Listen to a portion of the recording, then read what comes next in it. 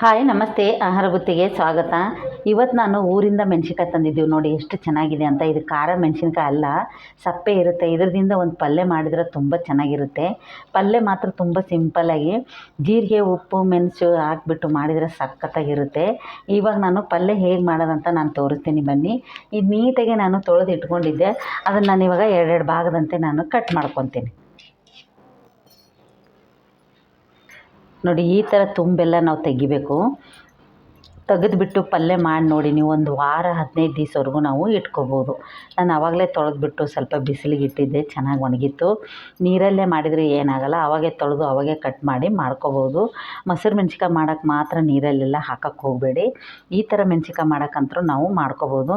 ನೋಡಿ, ಒಂದರಾಗೆ 4 ಪೀಸ್ ಅಂತೆ ನಾನು ಮಾಡ್ತಾಯಿದ್ದೀನಿ. ನೋಡಿ, ಈ ಥರ ಮಾಡ್ಕೊಂಬಿಟ್ಟು ನಾವು ಇವನ್ನ ನಡ್ಬರ್ಕ ಸೀಳೋಣ. ನೋಡಿ, ಸೂಜಿ ಆಗಿರ್ಬೋದು, ಪಿನ್ನ ಆಗಿರ್ಬೋದು, ಇಲ್ಲ ಚಿಕ್ಕ ಚಾಕು ಆಗಿರ್ಬೋದು, ಈ ಥರ ತೊಗೊಂಬಿಟ್ಟು ನಾವು ಹೀಗೆ ಹೋಲ್ಡ್ ಮಾಡ್ಕೋಬೇಕು. ನೋಡಿ, ಈ ಥರ ಬಾಯಿ ಬಿಟ್ಟರೆ ಸಾಕು, ತುಂಬ ಚೆನ್ನಾಗಿ ಪಲ್ಯ ಆಗುತ್ತೆ. ಖಾರ ಇದ್ದರೆ ನೀವು ರಾತ್ರಿ ಎಲ್ಲ ಉಪ್ಪಲ್ಲಿ ನೆನೆ ಇಟ್ಟು ಬೆಳಗ್ಗೆ ಎದ್ದು ಮಾಡ್ಬೋದು. ಇವು ಅಷ್ಟು ಖಾರ ಇಲ್ಲ ಇವು, ಅದಕ್ಕೆ ನಾನು ಇದೇ ಥರ ಮಾಡ್ತಾಯಿದ್ದೀನಿ. ಇದೇ ಥರ ನಾನೆಲ್ಲನೂ ಸೀಳ್ಕೊಂಬರ್ತೀನಿ ಬನ್ನಿ. ನೋಡಿ, ಇವಾಗ ಇದು ರೆಡಿಯಾಗಿದೆ. ಈ ಥರ ರೆಡಿ ಮಾಡಿ ಇಟ್ಕೊಂಡ್ಬಿಟ್ಟು ನಾವು ಇದಕ್ಕೆ ಒಂದು ಮಸಾಲ ರೆಡಿ ಮಾಡೋಣ ಬನ್ನಿ. ನೋಡಿ, ಈ ಥರದ್ದೊಂದು ಅಗಲವಾಗಿದ್ದು ಪಾತ್ರೆ ಇಟ್ಕೋಬೇಕು. ಈ ಥರ ಪಾನ್ ಇಟ್ಕೊಂಡ್ಬಿಟ್ಟು ನಾವು 1 ಸ್ಪೂನು ಸೋಪು, ಅರ್ಧ ಸ್ಪೂನು ಮೆಂತ್ಯಕಾಳು, 1 ಸ್ಪೂನ್ 1.5 ಸ್ಪೂನ್ ಆಗೋಷ್ಟು ಜೀರಿಗೆ ಹಾಕ್ಕೊಂಡು ಚೆನ್ನಾಗಿ ಇದನ್ನು ಫ್ರೈ ಮಾಡ್ಕೋಬೇಕು. ತುಂಬ ಕಪ್ಪಾಗೋವರೆಗೂ ಹುರಿಯೋಕ್ಕೆ ಹೋಗ್ಬಾರ್ದು. ಕಪ್ಪಾಗೋವರೆಗೂ ಹುರಿದ್ರೆ ಅದು ತುಂಬ ಕಹಿ ಬಂದುಬಿಡುತ್ತೆ. ಮೀಡಿಯಮ್ಮಾಗಿ ನೋಡಿಕೊಂಡು ಹುರ್ಕೊಂಡು ಅದನ್ನೊಂದು ಮಸಾಲೆ ಕುಟಾಣಿ ಒಳಗೆ ಕುಟ್ಕೊಂಡು ರೆಡಿ ಮಾಡ್ಕೋಬೇಕು. ಇವಾಗ ನಿಧಾನವಾಗಿ ಸಣ್ಣ ಉರಿ ಇಟ್ಕೊಂಡ್ಬಿಟ್ಟು ನೀಟಾಗಿ ನಾವು ಹುರ್ಕೊಂಬಿಟ್ಟು ತೆಗೆದು ನಾವು ಇದನ್ನು ಇವಾಗ ಒಂದು ಪ್ಲೇಟಿಗೆ ತಕ್ಕೊಂಬಿಟ್ಟು ನಾವು ಎಣ್ಣೆ ಹಾಕಿಬಿಟ್ಟು ಮೆಣಸಿನ್ಕಾಯಿ ಹುರಿಯೋಣ. ನೋಡಿ, ಒಂದು ಫ್ರೈ ಪ್ಯಾನ್ ಇಟ್ಕೊಂಡು ಒಂದು 2-3 ಸ್ಪೂನ್ ಆಗೋಷ್ಟು ನಾವು ಎಣ್ಣೆ ಹಾಕ್ಕೊಳ್ಳೋಣ. ಎಣ್ಣೆ ಹಾಕ್ಕೊಂಬಿಟ್ಟು ಮೆಣಸಿನ್ಕಾಯಿ ಎಲ್ಲ ರೆಡಿ ಮಾಡಿದ್ದೀವಲ್ಲ, ಅದನ್ನು ಚೆನ್ನಾಗಿ ನಾವು ಫ್ರೈ ಮಾಡ್ಕೋಬೇಕು.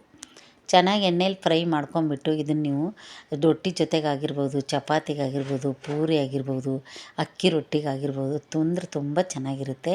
ಇದು ಖಾರನೇ ಇರೋದಿಲ್ಲ. ನೀವು ಮಾಡಿಬಿಟ್ಟು ಒಂದು ವಾರವರೆಗೂ ನೀವು ಸ್ಟೋರ್ ಮಾಡಿ ಇಟ್ಕೋಬೋದು.